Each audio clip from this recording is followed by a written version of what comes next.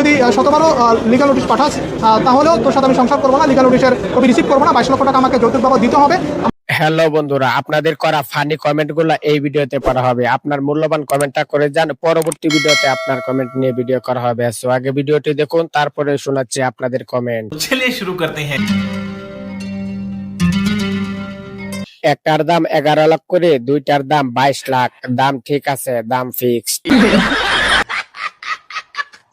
মিঠুন আপনার মক্কেলকে আগে একটা ঠেকনা কিনে দেন, মাটিতে পড়ে যাবে তো। এগুলো কি কুমড়ো না লাউ?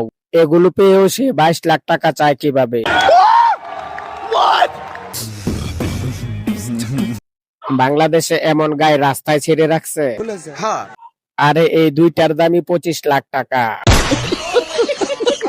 মিল্ক ব্যবসা করে দেশের অর্থনীতিতে ভালো ভূমিকা রাখতে পারবে। ওরে বাবা, একটার দাম 11 লাখ, দুইটার দাম 22 লাখ। পাহাড়ের ভারেই তো হাঁটতে পারে না।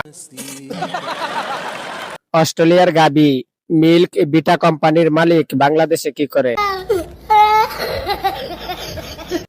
ভাইয়ের হাতের জাদুতেই আজ এত বড় দুধের ফ্যাক্টরি।